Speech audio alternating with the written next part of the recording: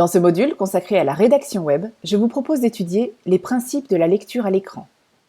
Quel est le parcours de l'œil sur l'écran et où se trouvent les zones chaudes pour optimiser la production de vos contenus? Nous verrons également comment structurer le contenu pour gagner en efficacité. Enfin, nous aborderons l'utilisation d'un gabarit de contenu. Dans ce chapitre, nous allons découvrir la différence entre la lecture à l'écran et la lecture sur papier. Et vous, pensez-vous lire de la même façon sur votre tablette, votre ordinateur ou votre journal? Jamais on n'a autant lu qu'aujourd'hui. Les supports de lecture se multiplient, la production de textes explose. Il n'y a plus guère de métier qui ne demande de savoir lire. Claire Bellil est docteure en psychologie. Elle est consultante en ingénierie de formation et environnement numérique. Elle a écrit le livre « Lire dans un monde numérique » en 2011. Je suis d'accord avec cette chercheuse. Avez-vous remarqué que vous lisiez beaucoup? Peut-être moins de romans, certes, mais de la lecture chaque jour, sur les réseaux sociaux par exemple. Je vous présente Jakob Nielsen. Il est expert dans le domaine de l'ergonomie informatique et de l'utilisabilité des sites web, titulaire d'un doctorat en interaction homme-machine. En 1997, avec les ordinateurs de l'époque, il a fait une expérience sur la rapidité de lecture. Il a comparé le temps de lecture d'un même texte sur un écran et sur du papier. Il a découvert qu'on lit 25% plus lentement sur un écran que sur du papier. En 2010, il a réitéré l'expérience, mais cette fois-ci avec des iPads. Il a alors conclu que la lecture est 6% plus lente sur l'écran que sur le papier. À votre avis, pourquoi est-ce que la vitesse de lecture sur écran s'est améliorée entre 1997 et 2010? En 1997, un ordinateur dernier cri, c'était ça. Et oui, pour lire sur l'écran, cela nécessitait de rester statique sur une chaise. Pas toujours confortable, pas toujours à la bonne distance. La lecture sur une tablette, comme un iPad utilisé dans l'expérience de Jakob Nielsen, permet de mieux s'installer pour lire et de se mettre à une distance agréable, comme en lisant du papier. Depuis 1997, nous pouvons également noter une meilleure rédaction web et des meilleures performances des supports numériques. Avec la lecture à l'écran, les producteurs de contenu ont dû repenser leurs articles. Concentrons-nous sur le web. Il s'agit aujourd'hui d'attirer le regard de l'internaute. Cela peut se faire avec l'insertion dans le texte d'intertitres, de citations, de listes à puces ou encore en soignant les entrées de paragraphes. L'objectif est d'inciter à la lecture approfondie. Avez-vous remarqué si vous étiez sensible à la mise en page des articles que vous lisiez en ligne? Vous arrive-t-il de cliquer sur des liens ou de sauter des lignes du texte pour aller consulter la liste à puces? Peut-être même vous arrive-t-il de lire certains paragraphes en priorité car le titre vous intrigue. La mémorisation par blocs, appelée aussi chunking, est l'art de regrouper l'information en paquets, des chunks. L'idée est de découper le texte en entités uniques, facilement mémorisables. Prenons l'exemple d'un numéro de téléphone. Si j'écris ce numéro en un seul bloc, il risque d'être difficilement mémorisable. Alors que si je le découpe en blocs de 2 ou 3 chiffres, cela apportera un confort supplémentaire au lecteur. J'utilise le mot confort fréquemment, car c'est bien tout l'enjeu d'une rédaction web efficace. J'ai évoqué l'importance d'attirer le regard dans la présentation d'un texte à l'écran. Cela participe aussi à la lecture interactive. L'internaute va interagir s'il peut cliquer sur le contenu, faire des recherches, agréger ses contenus, le sauvegarder ou encore le partager. Retenez bien, le lecteur est acteur de sa lecture, ou plus exactement, de son expérience avec votre page web. Je parle ici de page et non pas de site web, car, même s'il est fortement conseillé de penser son site dans sa globalité, il n'en reste pas moins que l'internaute lit chaque page l'une après l'autre, ou plutôt, devrais-je dire, un morceau après l'autre. Dans ce chapitre, je vous invite à découvrir le parcours de l'œil sur l'écran. Pensez-vous toujours regarder l'écran de façon aléatoire? Lorsque vous ouvrez une page web, votre œil effectue un petit parcours de reconnaissance avant de se plonger dans la lecture. Cette cartographie a été établie par Jakob Nielsen après l'étude de 3 sites web. Il a ainsi pu définir des zones de chaleur, c'est-à-dire des zones où l'œil va aller plus souvent. L'œil suit un parcours en F. L'internaute cherche une information précise et ciblée. Ce parcours suit un ordre bien défini. Mon conseil, lors de la production de vos contenus, et mieux, lors de la conception de votre site web, pensez à ce parcours de l'internaute pour placer judicieusement vos textes, vos images et vos incitants à l'action. Les internautes représentent un lectorat impatient. Sachez que seulement 10 à 20% des internautes lisent la totalité d'un article sur le web. Qu'est-ce que cela veut dire ? Cela veut dire qu'il faut être efficace pour que l'internaute trouve facilement l'information dont il a besoin et lui donner envie de lire la totalité du texte en choisissant ses mots, mais aussi en structurant bien son contenu. Nous avons vu que l'œil parcourt l'écran en suivant un F imaginaire. Il est important également d'avoir en tête que les zones chaudes se trouvent plutôt au-dessus de la ligne de flottaison. Dans cette capture d'écran que j'ai faite sur le site e-commerce La Redoute, nous voyons que l'article et ses caractéristiques principales sont au-dessus de la ligne de flottaison. Cette ligne se matérialise par le bord inférieur de l'écran.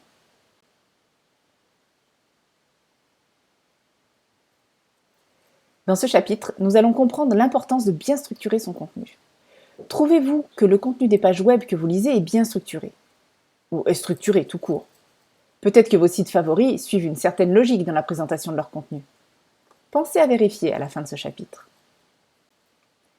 Pour bien comprendre le principe de la pyramide inversée, je vous invite à mettre cette vidéo en pause et à aller visionner le résumé très bien fait par l'agence Yellow Dolphins.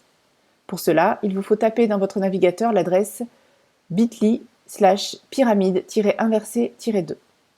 Nous nous retrouvons juste après pour décortiquer cette pyramide. Alors, qu'avez-vous retenu de cette pyramide inversée ? Steve Accentuos nous propose une grille très pratique pour rédiger nos articles sur le web.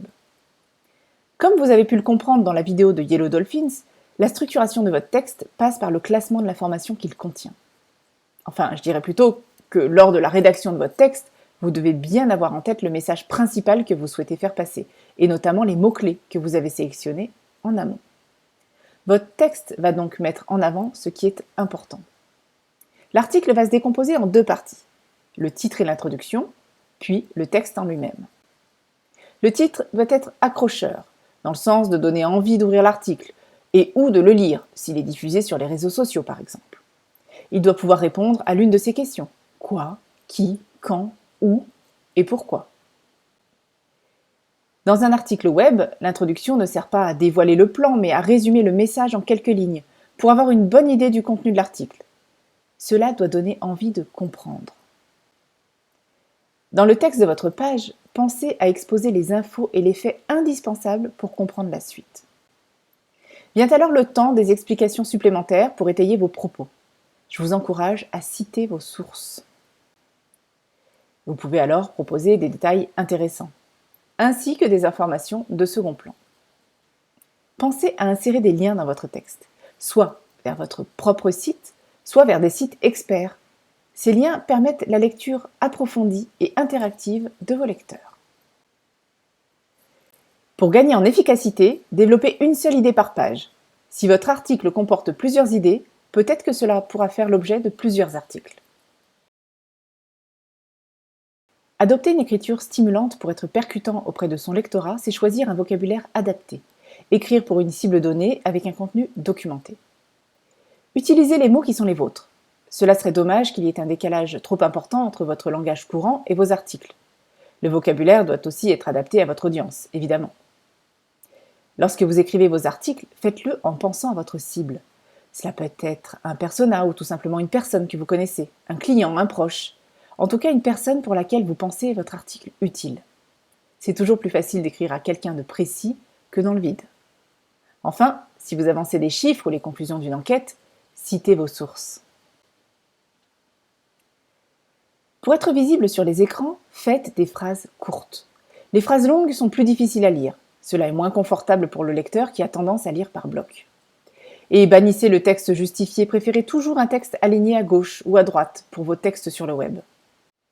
Et bonne nouvelle, si vous faites bien les choses pour les humains, il y a de fortes chances que ce soit bien vu par les moteurs de recherche.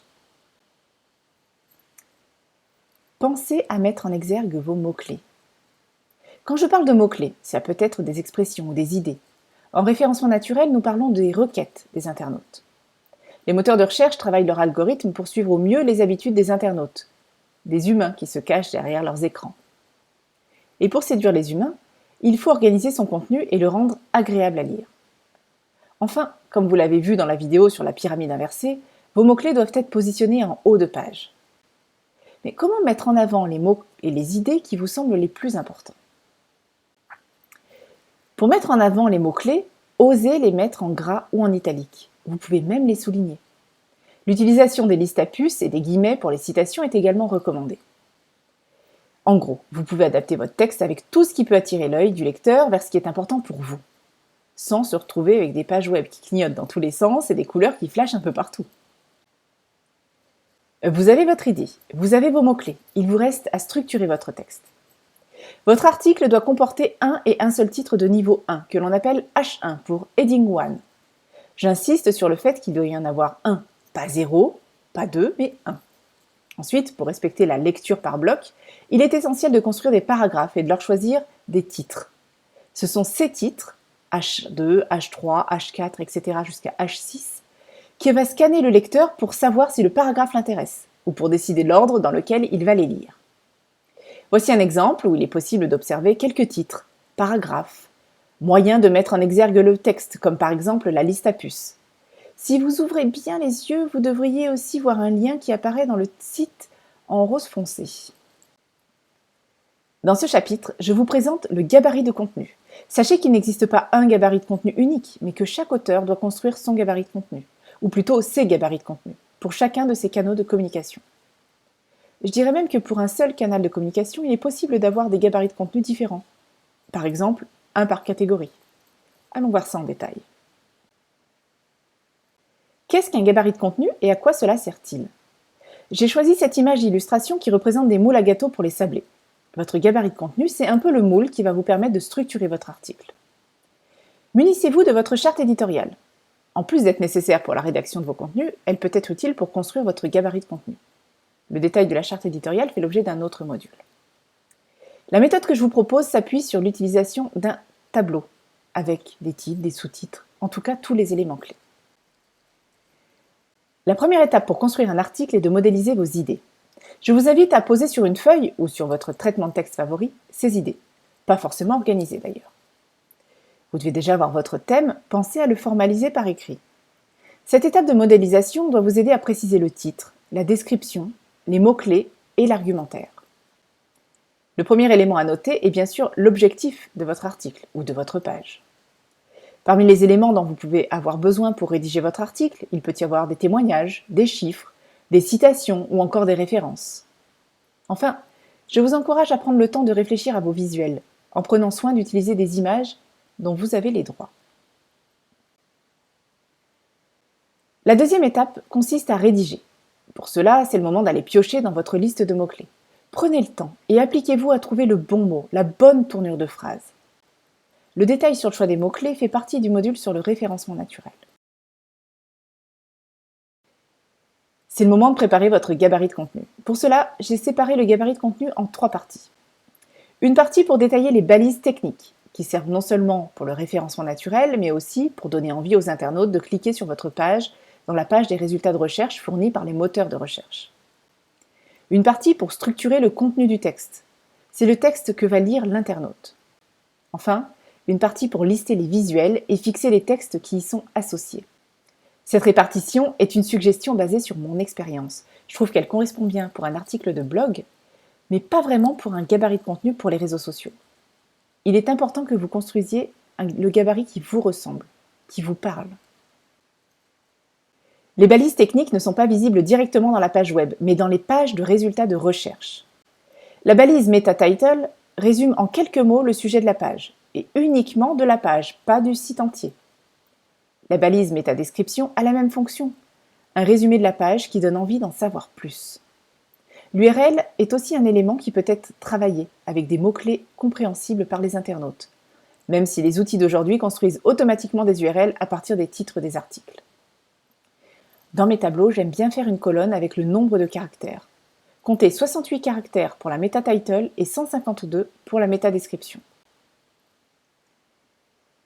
Le contenu textuel, c'est la partie principale de votre article.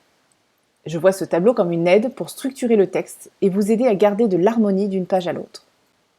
Ce tableau peut évoluer en fonction de votre charte éditoriale.